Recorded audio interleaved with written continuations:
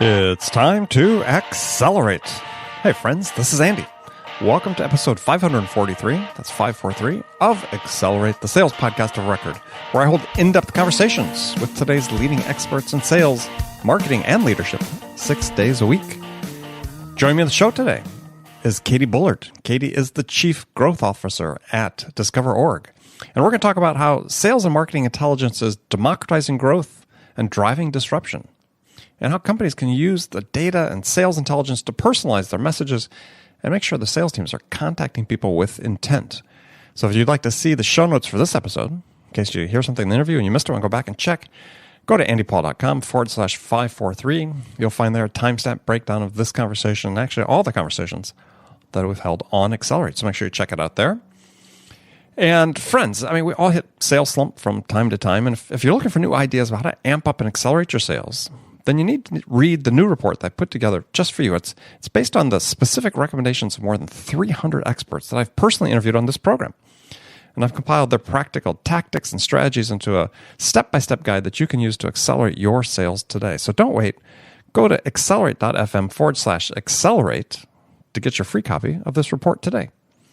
All right, let's jump into it with Katie. Katie Bullard, welcome to Accelerate. Thanks so much for having me. Hey, my pleasure. Thanks for joining me.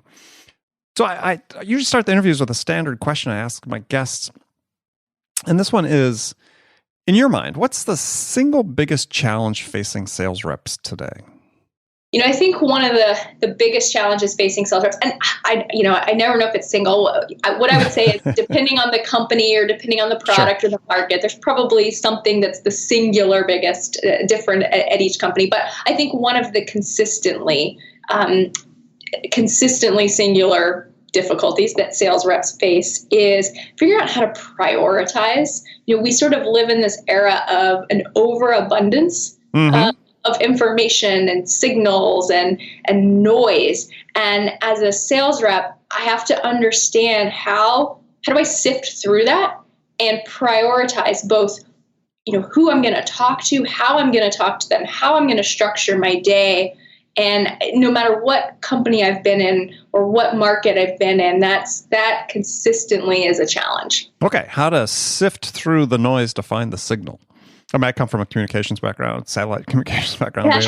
We always talk with the signal to noise ratio, which is one of the key measurements of your strength of your link. And I think that seems to be true. I mean, we hear this more and more with people that Jill Conrath talks about. You know, the big challenge she sees as reps is this idea of overwhelm, not being overwhelmed, but overwhelm itself as a condition.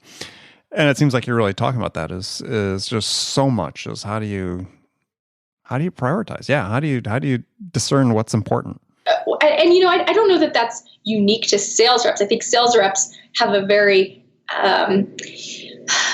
sort of, you know, specific need for that.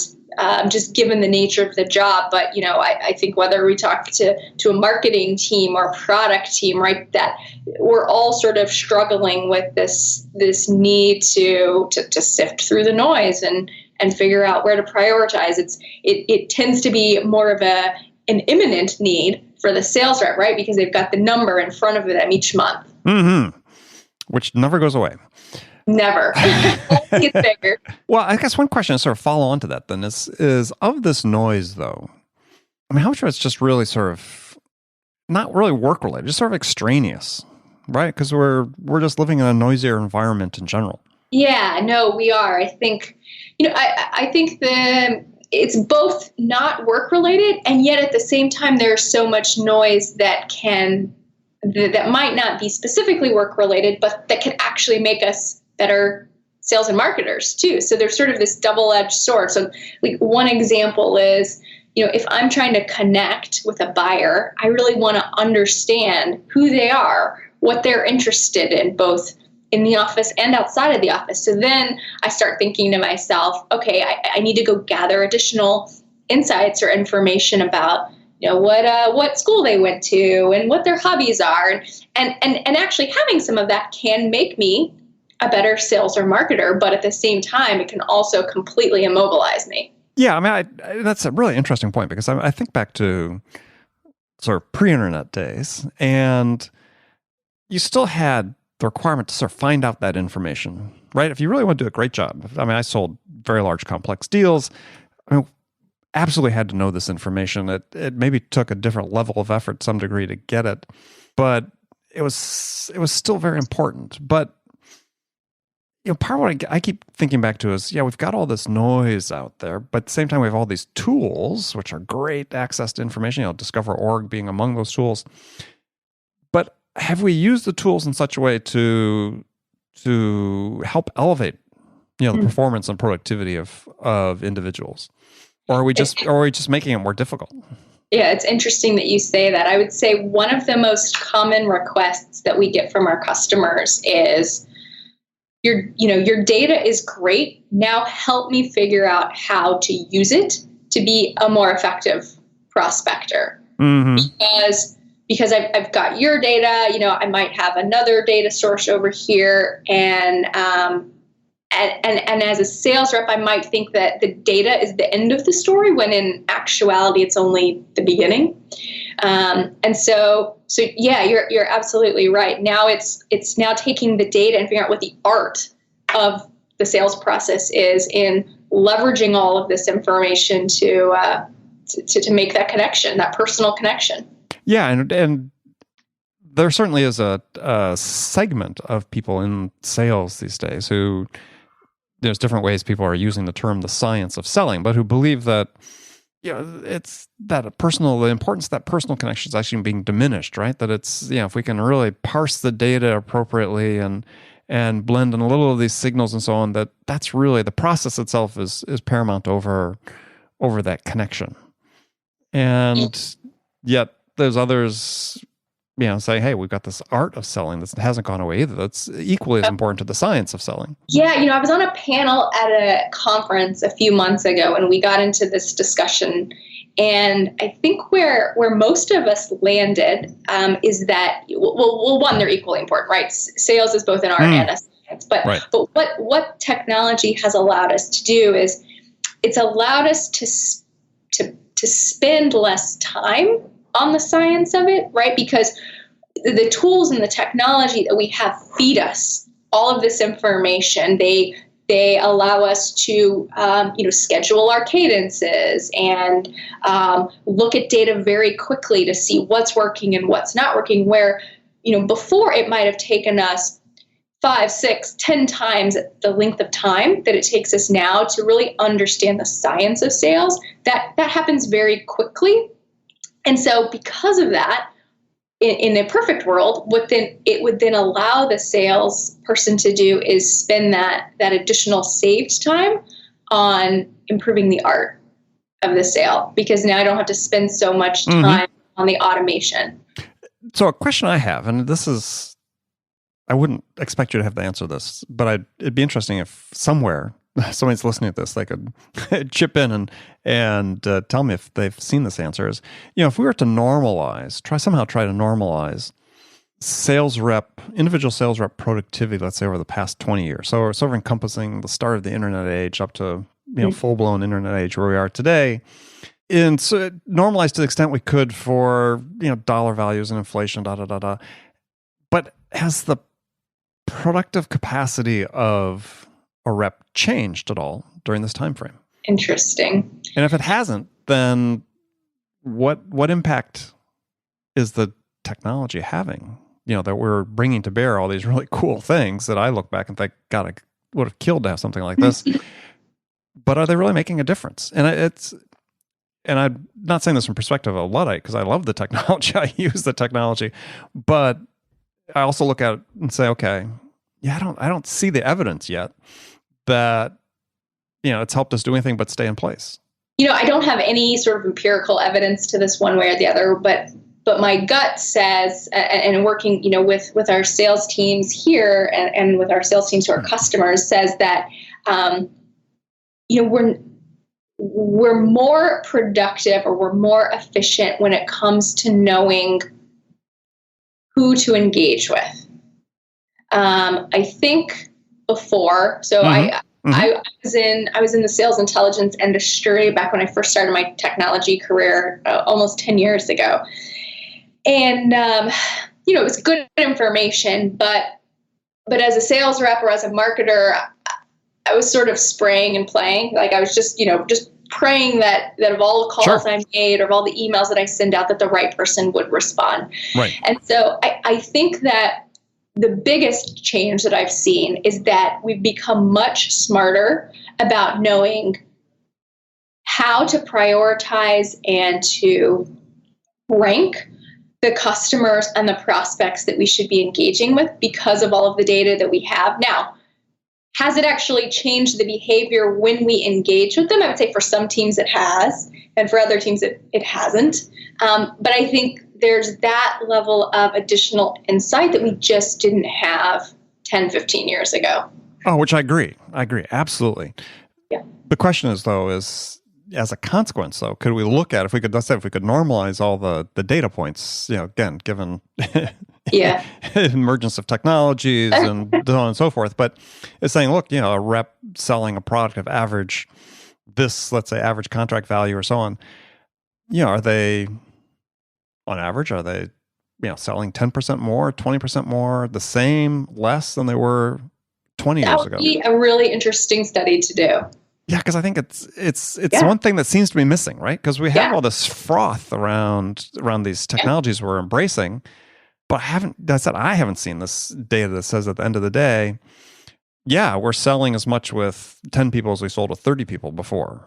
So we're X% more productive, or that the individual, and I think it's the missing piece that's out there that would really be interesting to know. That is, we haven't done that study. We did do this really interesting series with a few of our customers who sort of have gone from a startup to kind of a category killer in a really short amount of time. Right. And one of the things that we did see in doing this is that where previously, enterprises who had been around for a long time, just think, Oracle's, SAP's, IBM's, used to be able to sort of hold on to their market leadership a lot longer because of sort of their entrenched relationships in the industry, that it has become easier for companies as a whole to sort of displace and disrupt complete industries, kind of go from not showing up at all in the leader quadrant to being in a leader's quadrant in a really short amount of time. That's not specific to an individual sales rep, but I do think it speaks to the availability of this data and these insights out there being able to help companies grow a lot faster than they could previously.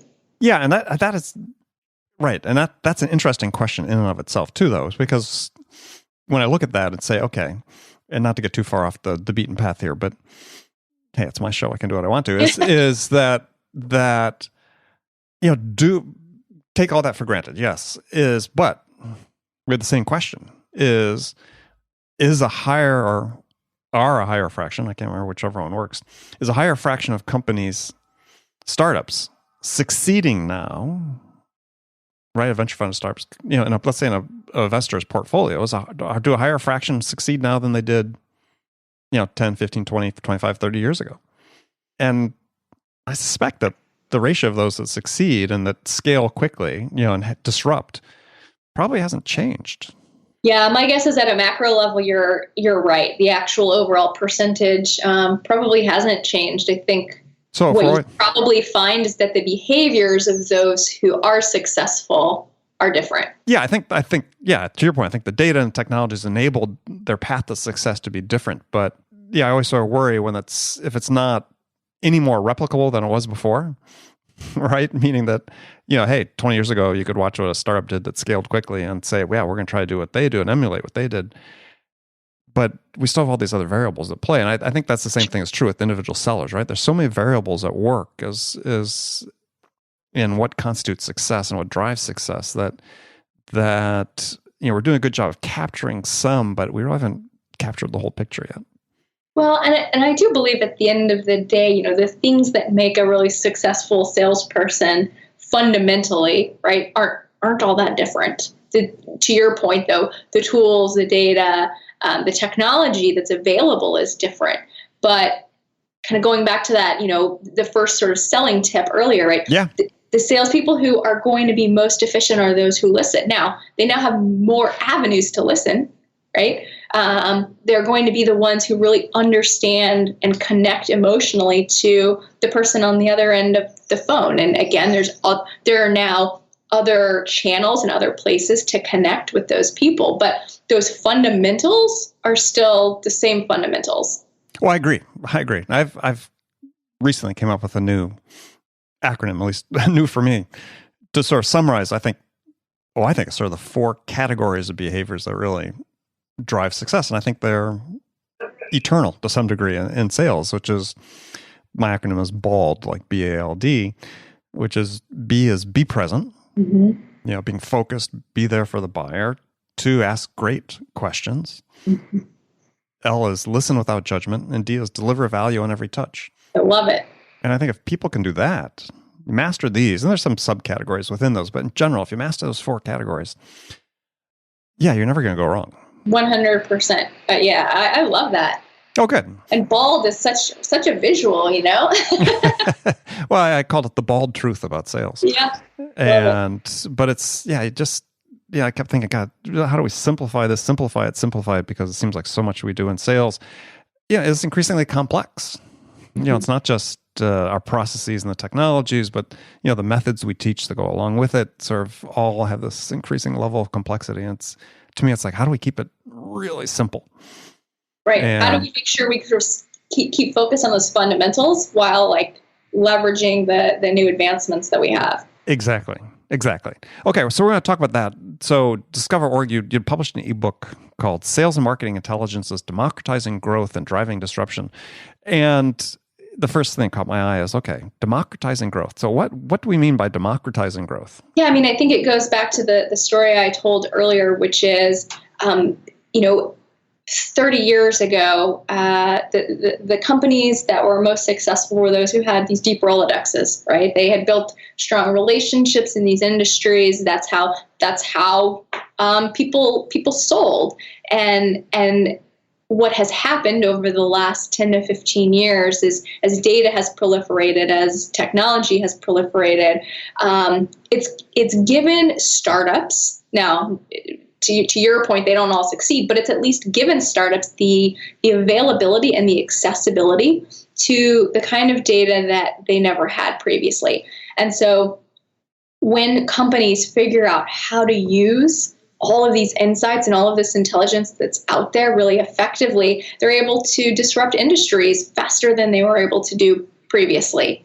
And so that's sort of what we mean when we talk about democratizing growth. It's kind of leveled the playing field for a startup. Do they still have to execute? Do they still have to have a great product? Do they still have to have great salespeople who, can be present and listen and ask great questions? 100%.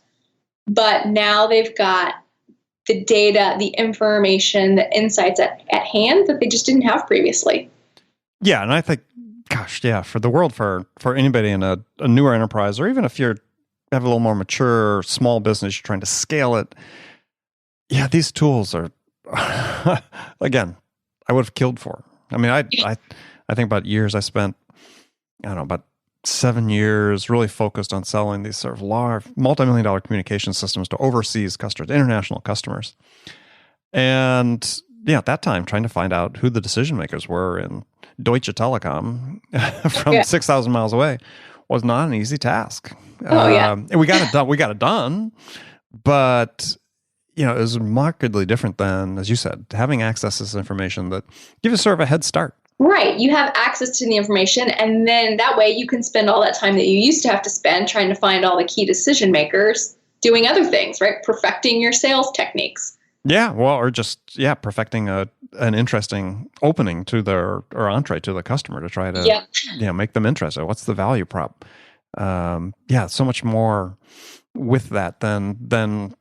I'm so envious of people today. Trust me, the first time I saw DiscoverOrg before I joined the company, I was sort of in that boat. I was in a company where we were selling these huge enterprise deals. I was trying to get into the Deutsche Banks of the world as well. And we would hire these interns to go do all this research for us. And then as soon as they would finish the research, which was good, it was out of date. Yep. And so I remember seeing the platform the first time and I was like, oh my God, how have I not had this my entire life? So the good thing is people now have access to this kind of information. Yeah, and I think to your point is for companies that put together the right value proposition, really understand the needs of the customers, there's much less reluctance on the part of enterprises these days to invest in even mission critical applications from smaller companies. Right. So yeah, the doors open in a way that's never been before. It's interesting in the ebook you talk about that like 3/4 of sort of the early failures of tech startups that were trying to penetrate internet talked about being due to premature scaling. I thought that was an interesting phrase. So what did they actually mean by that? This was studied by Berkeley and Stanford researchers, basically investing and growing before you understood the needs of the customer, I guess, right? That's exactly right. Basically, they, there are times I've seen too many times where companies go to market. They have a great sort of technology idea, and they go to market and they don't understand who their buyer is, and they don't understand how that product solves a challenge of the buyer. But it's a really cool product. But is it something that, let's say it's something that somebody sells to sales and marketers? Is it something that as a sales or marketer, I put enough value on that I'm willing to pay for it? And so that's, I think we've all probably been in that place where we've had somebody who had this great startup idea and you ask them, well, what challenge are you solving? Or, what value does your buyer put on this? And they can't clearly articulate that. And I think too many times companies take that approach. Yeah, and you see it all the time. And part of that, though, I think it's certainly in tech startups. It's sort of the pressures from investors. And I've seen that with some companies that I've advised that they're being pushed in a way that the CEOs feel conflicted about. Okay, what am I supposed to say? I'm being pressured from the investors that we need to get this thing going, but we haven't really figured out what it is yet, right? Or we have to pivot, which oftentimes happens in startups. The first approach wasn't the right approach. CEOs, to your point, they really need to figure this out earlier in the game. Yeah, it's interesting. So I also lead our product management function here at DiscoverOrg, and what's interesting to me is that product management, which fundamentally is the team responsible for sort of saying what is the market problem and how do you build a product that solves that problem, that is oftentimes one of the last functions to get built out in a company, yep. In a technology company, and yet yeah. It's actually it's sort of where the life cycle starts, is saying, I have enough product market fit. Right. I have enough inputs to say, this is the problem. This solution fits this problem. I understand how to build the product, but I also understand how to talk to the buyer, and then and get that right before you go to market, before you get all your salespeople out on the phone, before you get marketing sending out a bunch of emails, because you only have that first chance to make a great first impression, yeah. And you don't want to blow it. Yeah, that's what my mom always said. You only get one chance to make a good first impression. It drilled into me. I still remember it. So I thought an interesting thing in the book, again, in the ebook, was the statement that, so quote, despite the wide availability of data and intelligence, many companies still cite lack of high-quality account and contact data, information intelligence as a top inhibitor to growth. Yes. And I'm like, okay, what cave are these companies living in? Yeah. Because there's no shortage. Let's set aside quality for a second. There's certainly no shortage of companies that make available data and sales intelligence, marketing intelligence, and so on to enterprises. Yes. So I think that distinction is the important distinction. So that stat actually came from a survey we had done as part of a different ebook where we looked at what was the difference between high growth companies and low growth companies, and it was really interesting that even for companies who were growing fast, so even companies who fell into this high growth bucket, they said that the biggest limiter to growing even faster was having better quality data. And I think what it speaks to is, one, the proliferation of bad data. I mean, that's fundamentally why, Henry Schuck, who's our founder, created DiscoverOrg, because he saw people investing in bad data. So one, there's a proliferation of bad data. Two, even if people invest in good data is as good as it is at any given point in time. And a lot of companies, a lot of sales and marketing organizations haven't quite embraced the need to make the health of their data a core part of their sales and marketing strategy, right? No sales guy ever wants to talk about data, ever. He wants it to be good. He wants it to be there. But it's rare. It's very rare to have an organization that actually fundamentally puts data quality as sort of a core part of their overall sales strategy. And so I think it speaks to both of those things, that people recognize that there's value when there's good data, but are they willing to prioritize it?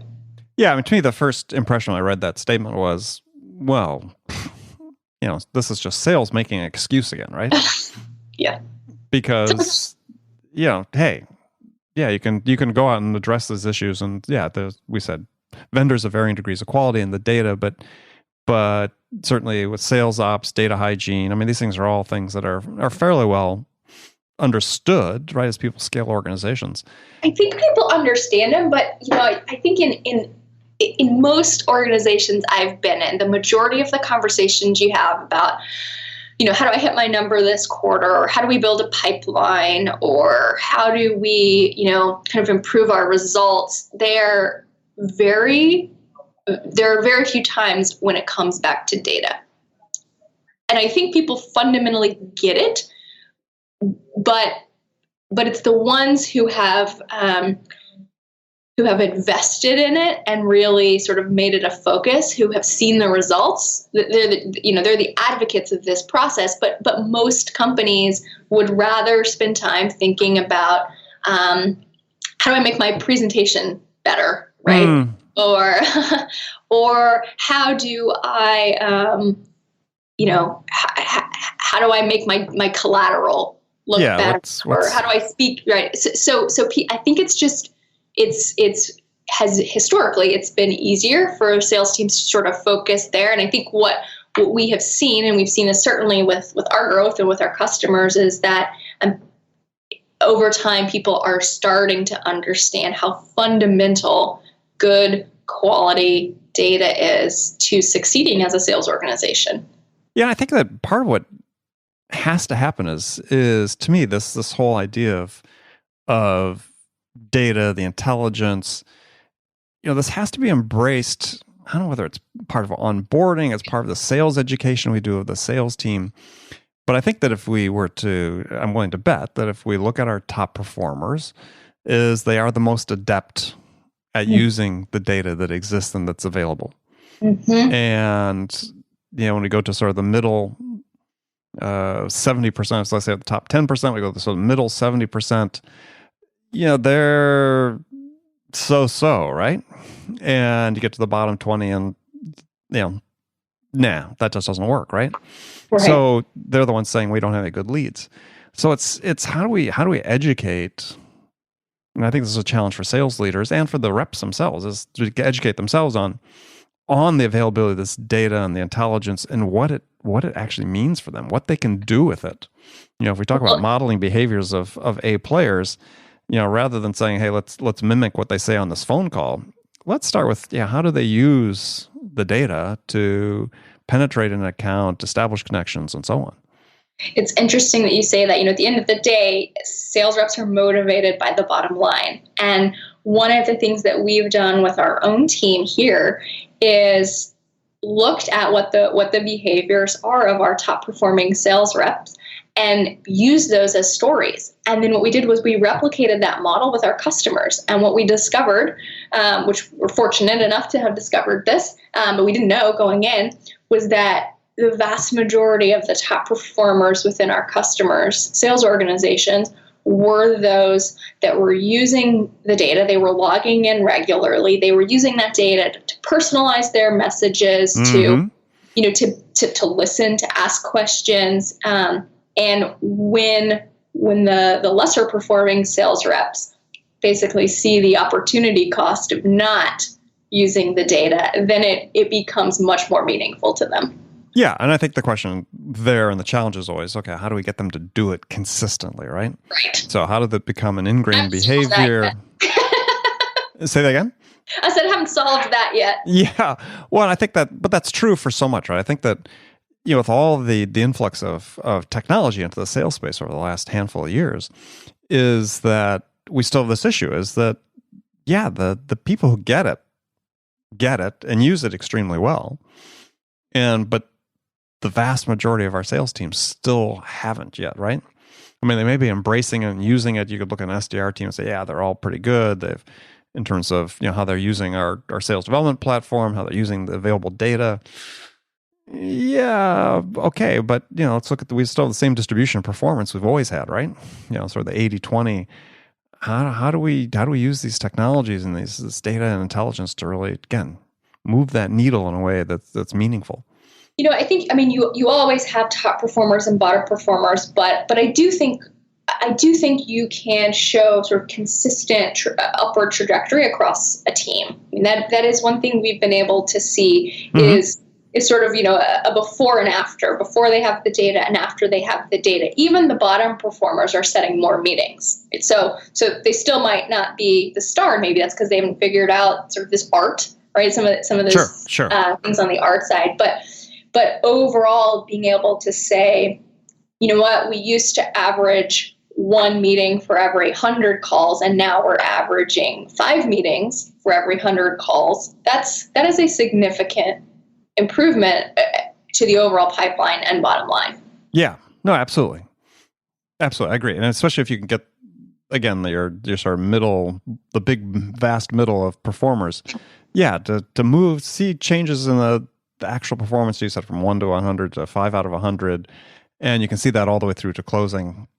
That's fantastic. Well, Katie, it's been great talking to you. Tell people I can find out more about DiscoverOrg and connect with you. Absolutely. Well, first of all, thanks again, Andy, for having me. We can learn more about DiscoverOrg at www.discoverorg.com. It's not discover.org, so people get that confused. I've done that more than once. But it's discoverorg.com, and you can follow me on Twitter at katie.e.bullard, and would love to connect and talk more about how data is really changing the whole sales and marketing process. Excellent. Well, good. Well, Katie, again, thanks for being on the show. And friends, thank you for spending this time with me today. Remember, come back again tomorrow.